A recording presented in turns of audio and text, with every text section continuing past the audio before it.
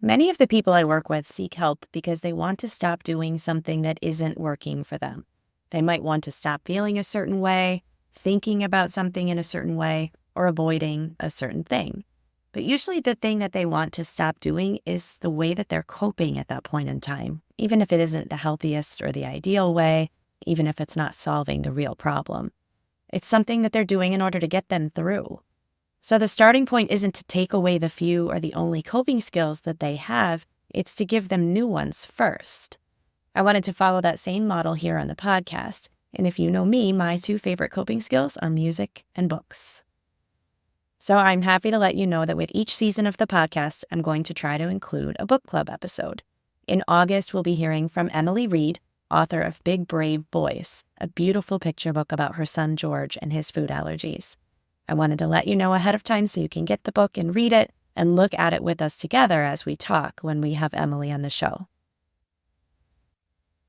And today we're going to talk about how we can use music to help us through tough things. I'm so excited to have Kyle Dine as my very first guest on the show to talk about his work using music to educate and empower people with food allergies. With his school assemblies and presentations, Kyle has brought his message to over 1 million students, and he certainly has reached many more with his music. Since childhood, Kyle has managed his own allergies to peanuts, tree nuts, eggs, seafood, and mustard. Today we'll talk about his music, his experiences growing up with food allergies, and how he does life now as an adult still managing multiple food allergies. Welcome to the Don't Feed the Fear podcast, where we dive into the complex world of food allergy anxiety. I'm your host, Dr. Amanda Whitehouse, food allergy anxiety psychologist and food allergy mom. Whether you're dealing with allergies yourself or supporting someone who is, join us for an empathetic and informative journey toward food allergy calm and confidence. Kyle, thank you so much for taking the time to sit and chat with me and to be here on the show as I'm getting this new podcast going. I'm so excited to have you. I would love to start by having you explain to us how you became a food allergy music educator and how this all unfolded for you. Yeah, it's a bit of a random path that I don't think I really planned on when I was a teenager to get into food allergy music. But essentially, I grew up with multiple food allergies way back when in the 80s and 90s, and always really liked music. And when I started working at a summer camp, it all kind of came together. There was a lot of kids there that had food allergies, and we used music as a way just to kind of let it out and vent and get some tough feelings out. And mostly it was fun little songs about how much we wanted peanuts off the earth and things like this. But it started to grow into something that was very cathartic for all of us. And one thing led to another, and these songs kind of took an educational aspect and started to record them, started to go into schools and do workshops that turned into assemblies, and then turned into the assembly guy, where I got to educate masses of children about food allergies in a way that can really help children learn with repetition in music, and also just to relate to. It's not just someone talking at them, but someone getting them engaged, tapping their foot and making memories for them too. It's no surprise to me that this kind of came about in the way that you described, because I can see you as a camp counselor sitting around and trying to connect with these kids, and this is kind of just unfolding as a natural way to put them at ease and to relate to them and kind of meet them where they were at as kids. Yeah, essentially I created what I wish was around when I was a kid. I wish there was someone that would go talk to my buddies and say, hey, take this seriously. This is what it's all about. And your buddies have food allergies, and don't, take it seriously. Be a good friend. Don't share food. Wash your hands. There's some pretty simple things that when you have someone else telling them, it comes across in a different way. So essentially, it's just growing peer support, understanding, and empathy. Empathy is so important. So many of our kids are being picked on. I think the statistics are that about a third of kids with food allergies are bullied. And a lot of parents or people working with kids in schools don't really know how to address that. What have you seen from spending time in the schools with the kids and talking to them? Oh, it's tough. Bullying has just been around for so long, and it continues just to be prevalent. But I do think, that the root cause of it is ignorance. It's just not knowing. It's knowledge. So it really is giving the opportunity to kids to learn in a way that that works for them. The way that I come into schools, I really am trying to approach them on a level where I respect where they're coming from with this knowledge, and maybe they have none, and that's okay. I'm there to help find where they're at and bring them to the next level. And usually by the time my assembly is done, which is really interactive, very engaging, I just, what do we know about food allergies? Who knows somebody with an allergy? What are the top allergies? And I just get them talking, engaged. And by the end of the assembly, they're in, and they're really at that point where they're shouting "food allergies rock" at the end, all of this stuff. But it's that process of just assuming that maybe they don't know anything, and maybe their food allergy education has just been through media and movies and terrible depictions of allergic reactions on TV. And here's a chance to really up level them, because I think we all know somebody with something, and sometimes we just don't know how to deal with it because we just haven't received the proper info. So I'm really happy just to provide that opportunity for them. And you do this all over, right? This is available for anybody who wants to have you. You travel all over. It's not just local to where you are. Yeah, geez, I've been doing this since 2008, going on the road every year, and it's been a long haul. I've been to over 1,000 schools now, and I always say, geez, if you want it to happen at your school, I will make it happen. So I always tour in May, and literally, it's a different situation for every school. Some it's from the admin down. The principal really values this education in their school. They want a fun, engaging way to do it. uh, Majority of the times it's a very proactive parent from our community that's getting my information from my website, a brochure, and proposing it to the PTA or PTO at a school, getting the approvals. And I provide as much info as possible to help facilitate that. And there's resistance sometimes in different spots of that process, whether it's PTO or administration. So I have a lot of testimonials. I have a lot of reassurance on my website that I'm not coming in saying these are the policies you need to put in place, but it's really reassuring that this is about just growing support for whatever policies that you have in place. I will double down on them and make sure that they're understood and appreciated and followed through as much as possible. It's so hard to imagine that anyone would have resistance to you coming in and doing what you do. Is that what it's about? Are they afraid you're going to come in and say something that makes it hard for the school to follow through on or provide? No, right. At one point, I had someone wonder if I was. I think the quote was like, "Are you like the Bob Dylan of food allergy? Are you gonna like push all of this advocacy?" Like, I just push whatever you want me to push, but there's always a base of understanding and education. So if you're trying to get some new policies understood in your school about, it's a no food policy, it's no cupcakes for birthdays, I will reiterate those messages, no problem. But I'm not coming in pushing my politics or anything like this. So I think it's resistance because it's so new for a lot of schools. For some, they're just adopting their first food allergy policy, and it's never happened before. And it's not easy because a lot of policies are from the top down. It's admin directed. My mom was an elementary school principal, and that relationship with PTA and parents, there's some things where you really need to lay down, this is how it needs to be, and then there's some things where from a ground up approach, it's really valuable to hear parents out of what is a safe classroom environment to them and what policies could really make their child safer and feel more comfortable. So there's different dynamics there, and I appreciate that, and I'm just there to have come in and help out with whatever is settled on in a school and make sure it's helped out.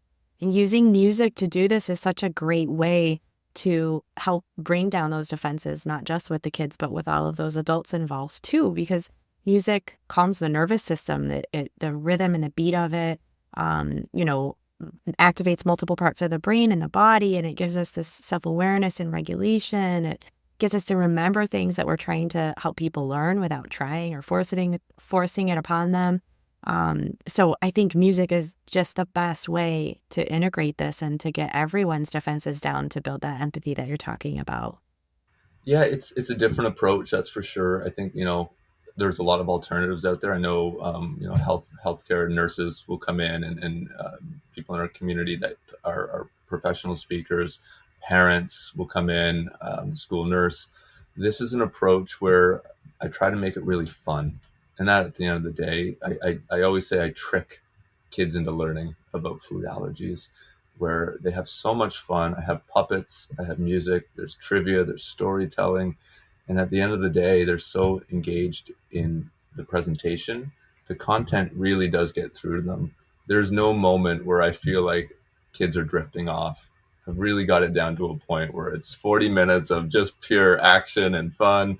And at the end, I know what my key learning points are, and they've gotten through all of these different educational tools.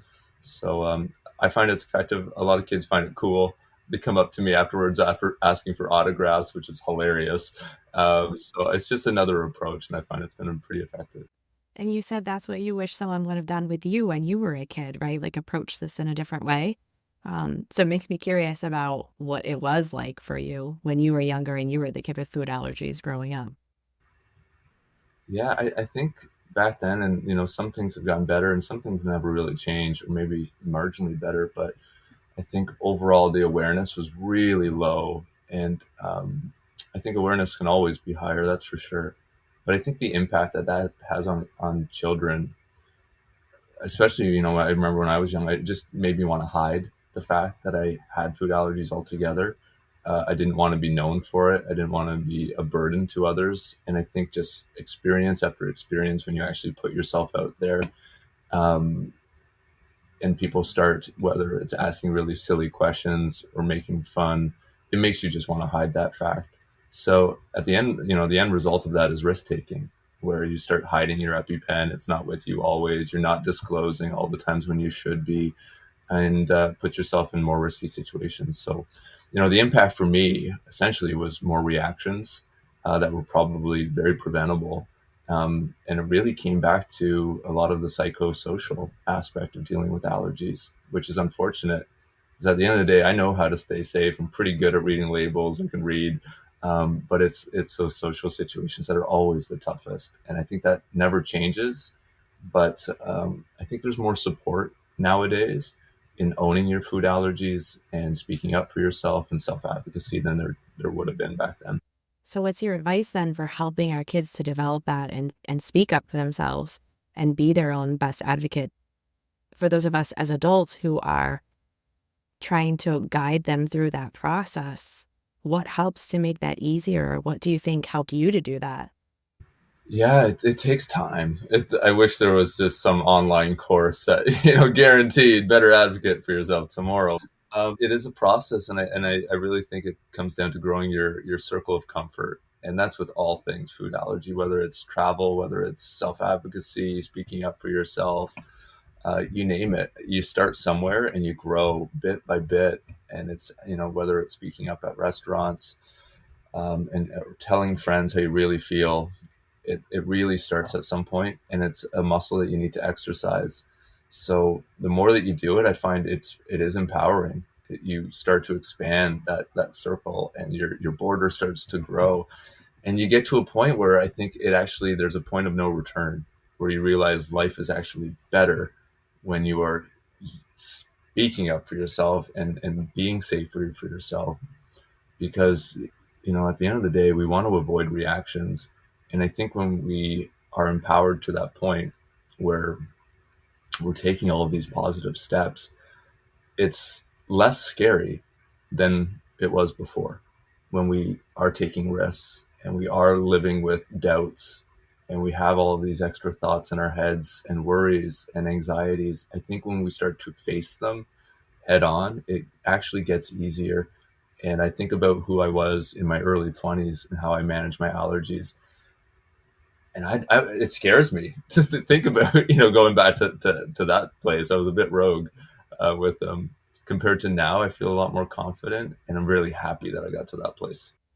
That scares me too as a mom, hearing you talk about doing those things and taking risks and the reasons that you did it, all because of wanting to hide that. So I'm glad that we have someone like you setting a good example of not doing that. And I also think it's important the way you're talking about it, and for kids and adults who are managing this, to realize that if you do have, a bump in the road or an issue, it doesn't mean that all is failed. It's not a straight line to better and crossing some imaginary line where we reach this place and we've figured it all out and now we know all the things and there's no more problems ahead for us, because there's always going to be new challenges that arise and things that change over time. So it's just like to reiterate that it's not all is lost if we backtrack a little bit, if we circle back to something and need to repeat a lesson or practice a scenario more than once.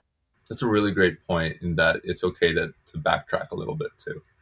Thank you for saying that. 'Cause sometimes I think of it as taking two steps forward, one step back at times, and that one step back is okay, because I find if we're always charging ahead and always, we're going to make life better, and I'm adamant about it. Slip ups happen, um, incidents happen, and I think those step backs are just as important, because it helps you reflect on why you're taking a step back and how do we move on from any type of setbacks that we have. If anything, it's a retooling at periods of time where we keep going forward always, but we have more armor, we have more knowledge, we have more that can help us with the next phase of that road. I think that hearing that is going to be really helpful for a lot of people who are listening, who carry that guilt and that shame that we have about making mistakes. And really that's rooted in the fear of like, what could have happened? I forgot this, or I didn't know this, and this could have happened. But we can't know everything all at once. It has to be a gradual learning process, and we all make mistakes. I think we need to normalize that. I'm wondering if you have any in particular that you feel comfortable sharing with us, even though it's probably hard to talk about. Yeah, absolutely. That's why I'm here. So I can definitely think of one that's really recent, which I had a reaction that was pretty severe, just about a month ago now, and yeah, I would call it a setback in some ways, and a great retooling of myself in other ways, where we all have these slip ups, and for me, it's been quite a few years since I had a significant slip up. And I'm really trying not to focus too much on the story, because I'm finding that it's beside the point at this time. It's how I actually have moved on from it is really how I've helped myself deal with it. But it was a slip up where someone gave me over assurance on food, and that type of over assurance where you start to let your guard down in ways where it's don't worry about it, it's all good. I 100 times checked it, and it makes you get into a spot where you just want to be normal and not have to triple check for once and just believe someone. And I just let my guard down in that type of moment where I knew better, but I also, that psychosocial aspect of just like, oh, just be normal. Everything should be fine. If all the boxes are checked here, even though my gut feeling says don't do it, don't do it, don't do it. I didn't trust my gut. And yeah, it was an anaphylactic reaction right away that started with just throat closing over. I could just feel it instantly, which was quite scary. And what I'm most proud about the reaction was just how I treated it and how I handled it, where absolutely I had about 10 seconds of that sense of doom feeling and world is crashing down, and oh, awful, awful feeling. And was able to shake it and get my head on straight and then act. And it was literally just command center in my brain of, okay, I have a plan. I have an emergency plan. And to me, looking back, it's really fascinating of the psychological, what is happening in our brains during reaction compared to this black and white emergency plan that we're all told to do. We all know these best practices. And it was actually focusing in on, okay, I have a plan and now it's time. And it was, okay, get my epinephrine, used it right away, told my friend, get the kids out of here.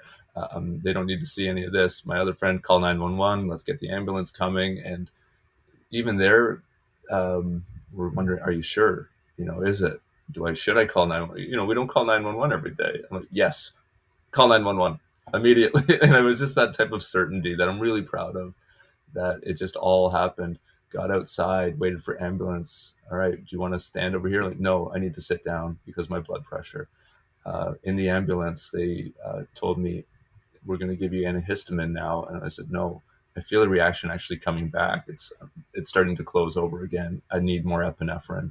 So it was that certainty of overriding a professional paramedic, where I just had that presence in my plan. I just know enough. I've done enough research. I know my body, that at the end of the day, it rocked me to the core. I was quite emotional afterwards, but I'm now really proud that I can say I rocked my reaction. And I think that's the story that I really enjoy telling now, is that reactions do happen. They will happen, unfortunately, but we will be okay.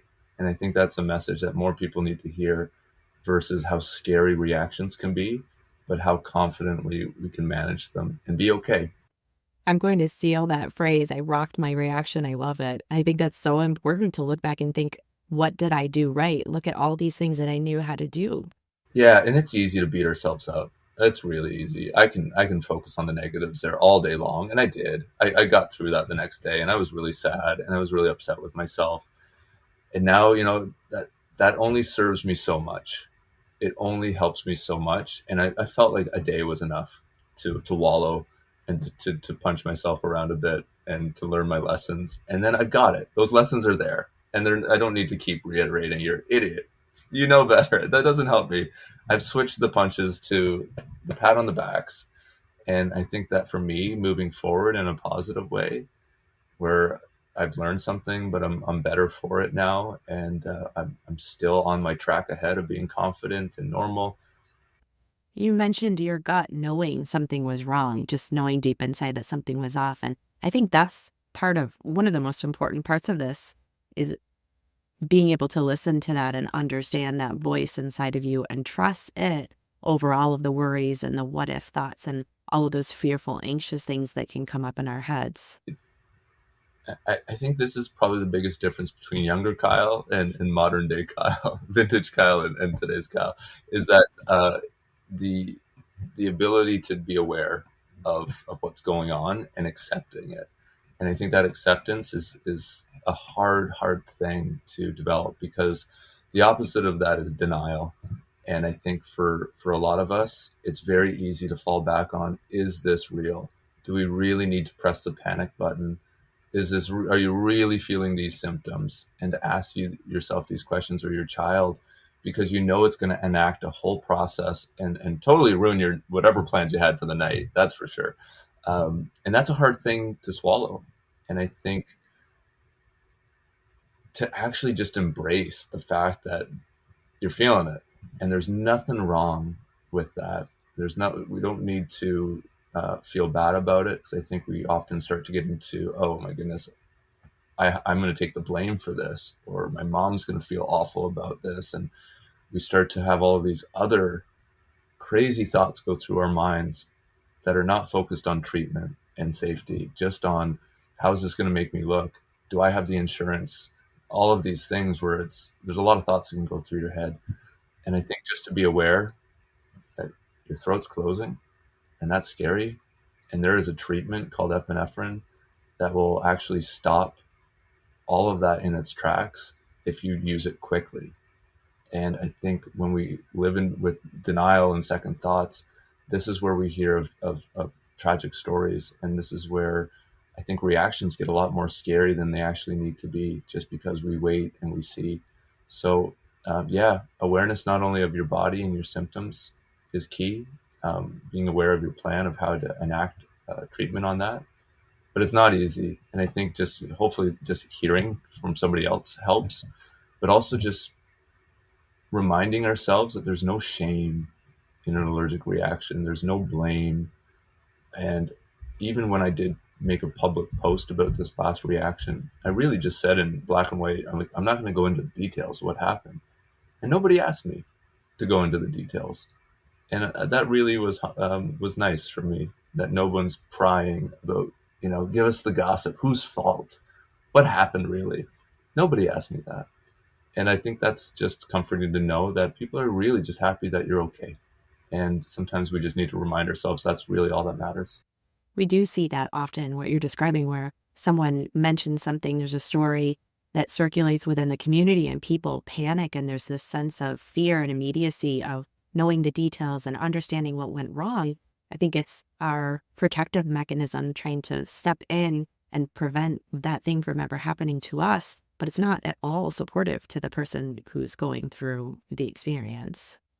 I think it's such a good representation of how we feel this sense of responsibility all the time, carrying all the weight of managing this and doing everything right in order to stay safe. Yeah, it's unfortunate for a community, but I think, there's a lot of this self blame that we put on ourselves, even just the fact that your child got food allergies. We have these different things that are available now in terms of early introduction. And, it's easy to beat ourselves up for things that we really essentially cannot control. Maybe we have a tiny bit of influence, but um, this is the hand that we're dealt, and we just need to own it. What does owning it mean to you, or what does that look like for you in your life when we have to both take responsibility for it? We do have to be the ones to keep ourselves safe, and yet there's so much that we can't control. Yeah, it's a balance. The what ifs, there's always a healthy amount of fear, right? And to actually respect that it's a serious life threatening condition. Um, and I think for me, I find it crippling to always be living with those what ifs. I know I'm no dummy. I know exactly how serious anaphylaxis is, and I've had reactions that just scare me, and that lives with me. But I also know that that doesn't serve me on a day to day basis. I want to live a full life, capable life, where I get to achieve all my dreams. And it's I find for me really diving into research helps. Knowing the real risks, knowing what anaphylaxis really is, knowing that what epinephrine really does in a reaction when it's used quickly, knowing the real risks on airlines, knowing the real risks all around me. I find it's all right there with research.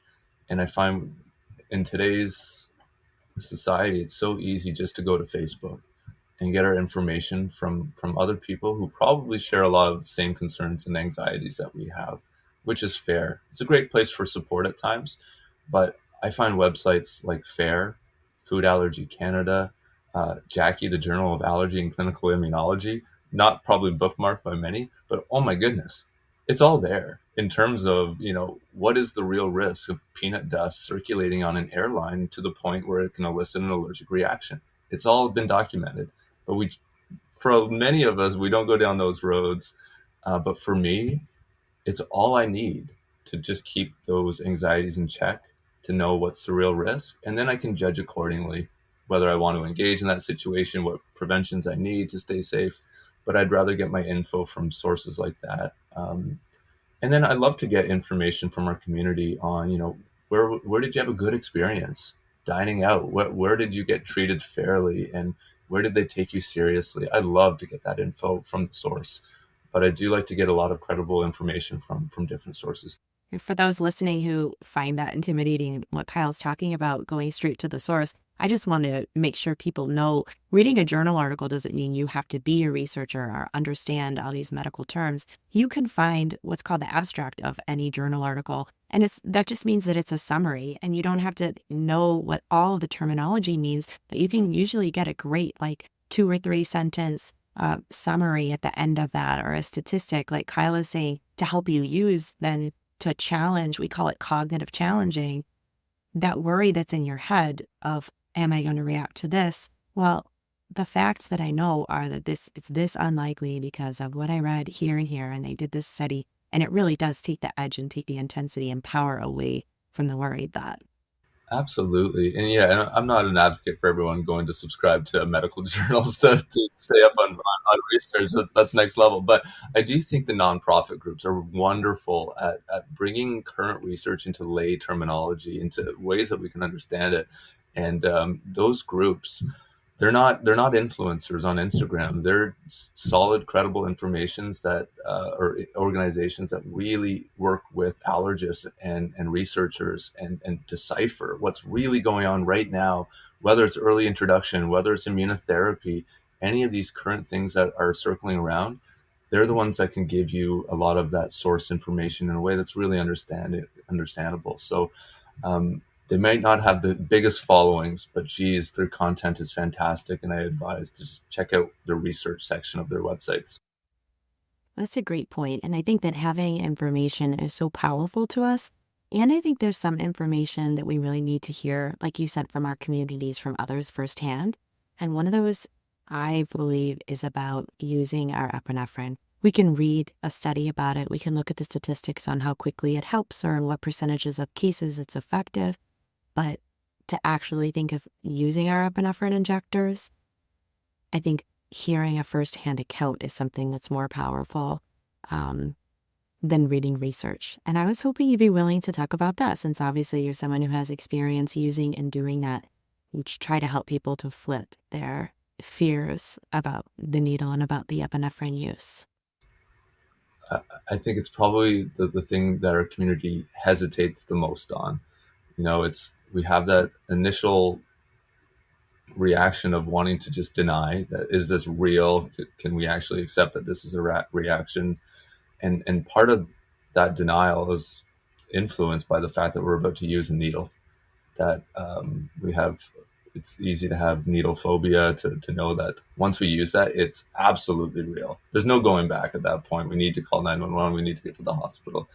But what's really helped me, and I think it took a really severe reaction for me to realize, is that A, it doesn't hurt. It's the tiniest little pinprick that you could even imagine. It's really nothing.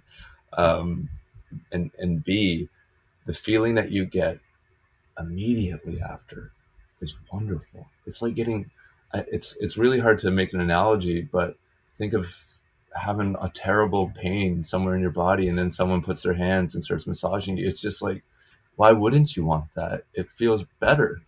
And I think that's what people don't realize, is that it's medicine that's really going to stop what is happening on this really negative spiral in its course.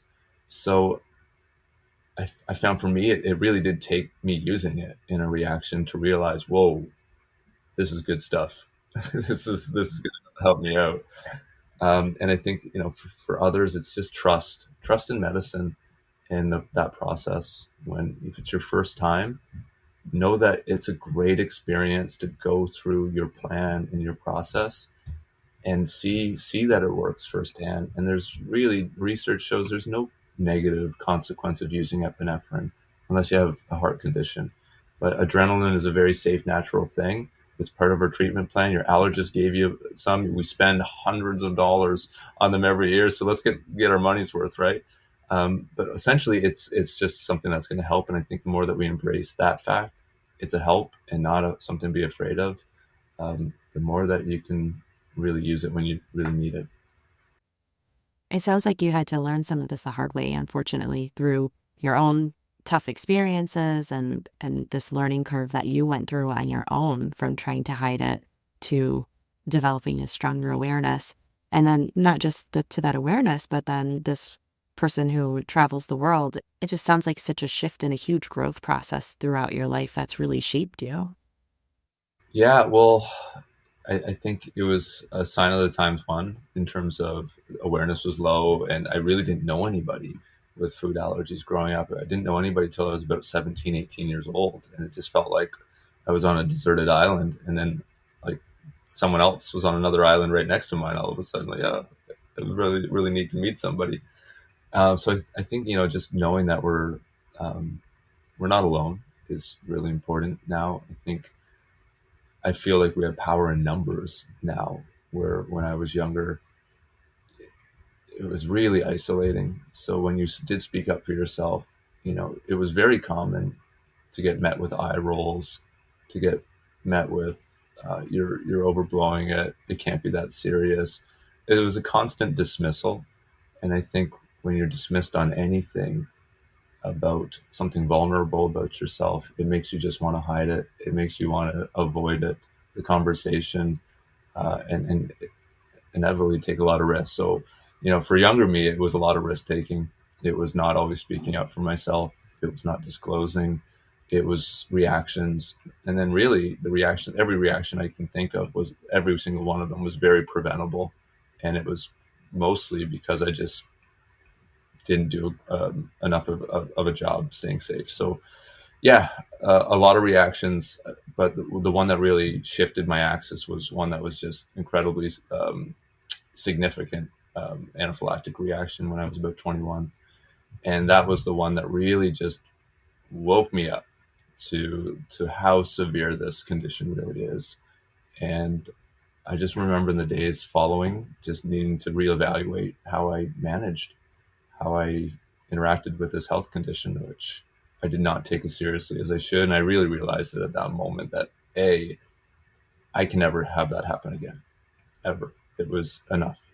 And B, I would like to help other people to not experience that either. It really just shifted me altogether. I was a different person the next day, and different priorities, different outlook. I just felt lucky, really lucky that I got through it. So, kind of that borrowed time syndrome, where I just, what am I going to do now that that's over? And I just really felt this need to help and help the community and live my best life. So I graduated with a business degree and chose not to do anything in business. I wanted to do music. I wanted to just do my own thing. So started this allergy music path and enjoyed it so much, touring and music, and really loved it. And it actually then led me to traveling. And the more I traveled, the more I kept pushing those boundaries and going further. And then once I got to a point where I realized there's some real challenges traveling, especially with languages and different cultures. It spawned the idea of Equal Eats and started a business that could really help people communicate their allergies all over the world. And that's really led me to my current day, where I'm operating a business that's growing. It's a lot of fun. It's helping our community and still getting to do music on the side and still tour. So it's all just really stemmed from one really bad reaction where I just wanted to not let it slow me down at all in my life, but also help others. Will you tell us more about Equal Eats? Yeah. Of course, I always have a card around my desk, that's for sure. But we specialize in allergy translation cards, where on one side you'll have English, on the other side, a language of your choice of the country that you're traveling to. And essentially, it just helps you put it in writing, what your allergies are, so they'll be not only taken seriously. We invested in these professional credit card printers to make sure that it's nice, durable, life lasting plastic cards, but also that they'll be noted. If you have a long list of allergies, it can be really helpful, but also understood. And that's the main difference with the company that I created. I wanted to be really accurate, and our process is really crazy in terms of using professional translators as step one.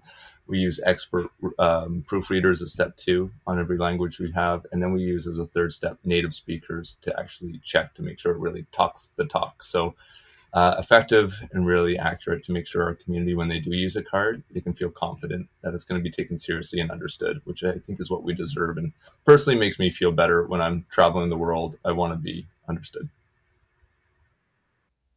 In addition to using an Equal Eats translation card, what other advice would you give people who want to travel and see more of the world? I would say number one, make it fun. Travel's got to be fun. And if it's not fun, then what are we doing this for? So start small and look for the quick wins. And maybe it's a different city for a weekend or a different state or province, but go just bit by bit and don't overdo it to the point where it's stressful, because, it can easily get to that point where it's overwhelming. And I hear that all the time. Like, I don't even know if I want to go on this trip. It's all so much. Don't start there. Start on the little wins, and then get the kids on board. They love travel. You've found your rhythms. You can do this, and then keep growing it to the point where maybe it's Europe or Asia or farther. Can actually be a possibility, but you've worked up to it, and it's not so overwhelming and daunting at the start. So have fun, and also just reframe travel. Um, for a lot of us, I think for people with kids with allergies, travel was probably about food in a large part at one point in time, and shifting our focus where it's not so much about food, but the wonderful things of culture, geography, history, art, and travel can be so much more than food. And for me, that's why I love traveling so much. Food is really the bottom rung on my travel equation. It's for so many other reasons. So focus on the positives, and then you're a lot less likely to be let down when it's not about food. Definitely. It doesn't have to be about food all the time. Like people sometimes tend to see the world. You're not missing out on something completely just because you can't eat the food. And with our kids, what we do is we just have them point it out. And if there's something that looks really good and they're feeling bad that they can't try it, we take pictures, we look it up, and we make it at home. And it extends the experience that we were having to bring it into our home and connect over making that food in a way that's safe. I think that gives them some power and a sense of control. And another thing that does the same thing I want to point out is using your cars, not just for traveling internationally, but to communicate in English when kids are learning to take over the job of communicating their allergies. These cards can help them to make sure that they list their full list of allergens if it's a long list, or that they express fully what might be difficult for them to remember to put into words when they're on the spot, if they're feeling nervous or they're feeling shy in front of their friends, to make sure that they get all the information across about what they need to eat somewhere safely. Absolutely, I agree. It's great that you're empowering your young ones on all things with their allergies, because I think that's exactly it. It's that transitioning over time, slowly, gradually, of responsibilities where they're starting to take over their own advocacy, their own health condition, because that's really what it's all about with kids and raising kids. Is once they're 18, they're ready, and that can be a scary thought, but that's when you know that you've done your job, when off they go and you're confident that they're going to stay safe and manage their allergies exactly the way you hope they would. So it's not all at once. Good luck. Here's everything you need to know. Get out of here. Good luck. But by it's gradual, every age and stage that they're taking ownership. What do you want all of us parents to know about how to do that process gradually?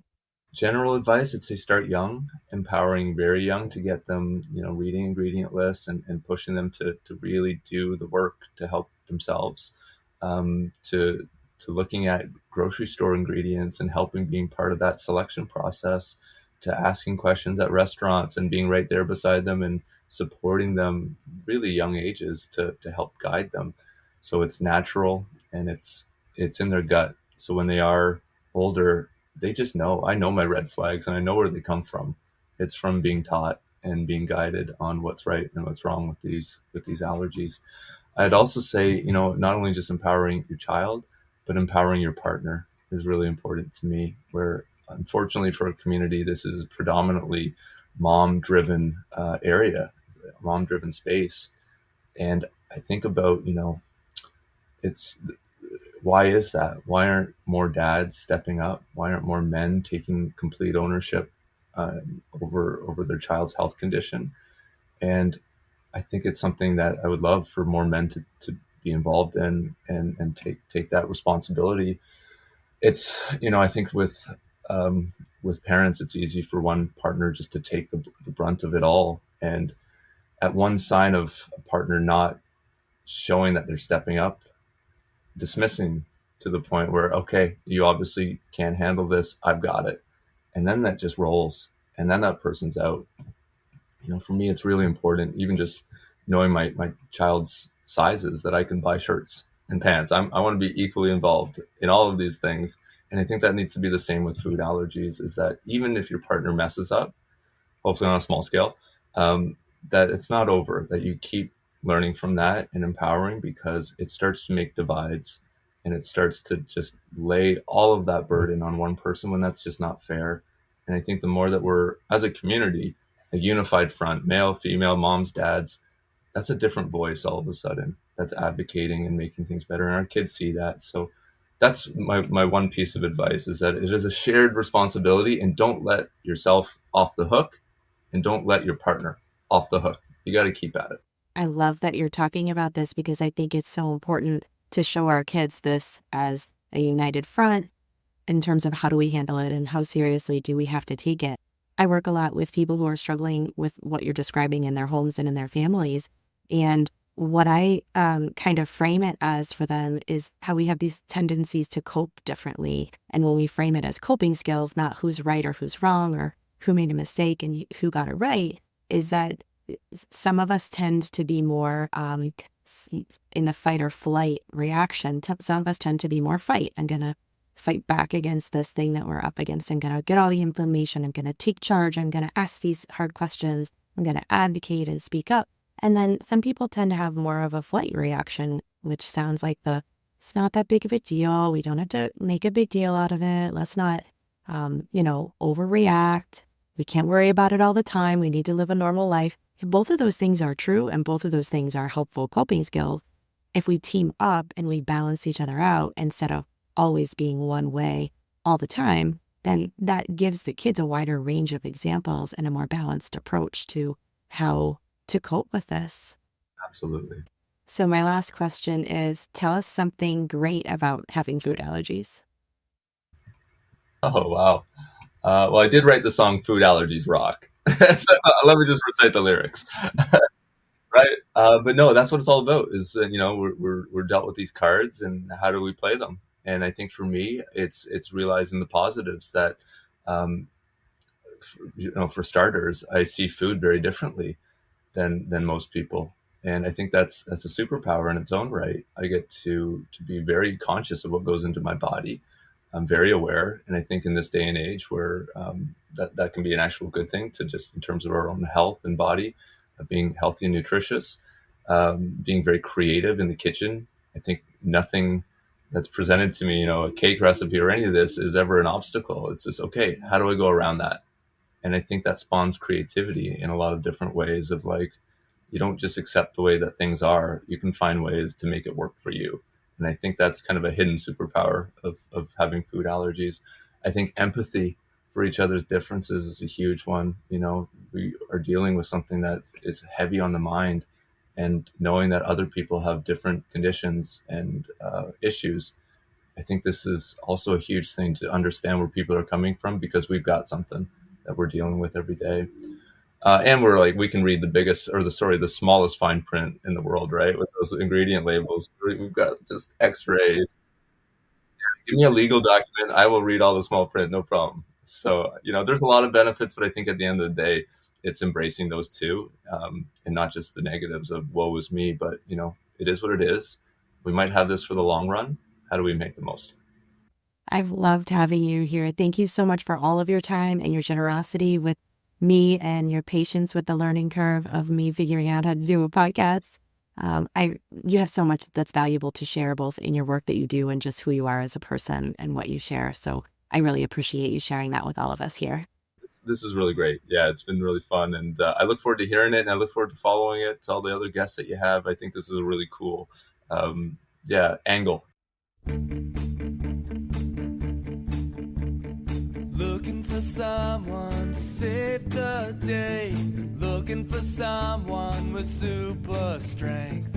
And if I eat something I shouldn't have, some man in a cape who will fly in. Food allergies do not faze him. Happy man, dose of epinephrine carries in his hand. For every man will save the day.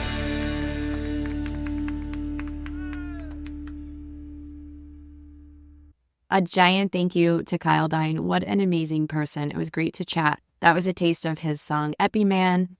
Stay tuned, follow the podcast, subscribe to my newsletter on my website so that you won't miss what's coming up next, which is what I'm very cheesily going to call the next episode, where we explore our epinephrine injectors, all of our thoughts and feelings and fears we have about using epi, confusion about when and how to use it, and how to flip the script and make it something that we view as a superhero, like Kyle says, something to protect us and help us out. So that will be coming up soon. In the meantime, here are 3 things you can do now as you wrap up this episode today to take some steps to feeling better and more confident about food allergies.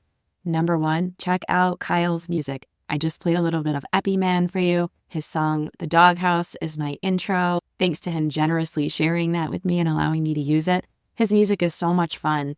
Share it with the kids in your life, not just the ones that have food allergies. Share it with all of them, because it's the information that we want everybody to know, and it gets it across in a really fun and memorable way. You can listen to Kyle's music wherever you stream your music.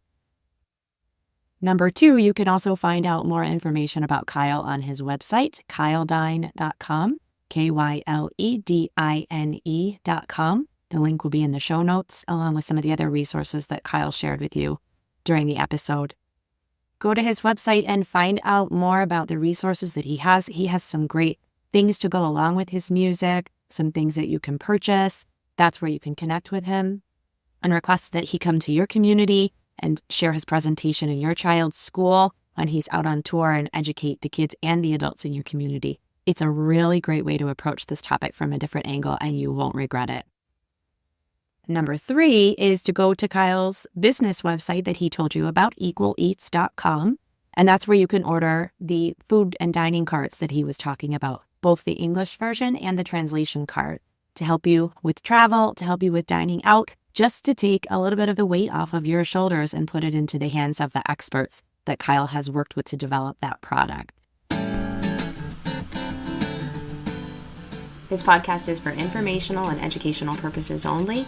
It's not a substitute for professional medical advice, diagnosis, or treatment. I'm Dr. Amanda Whitehouse. Thanks for joining me. And until we chat again, remember, don't feed the fear.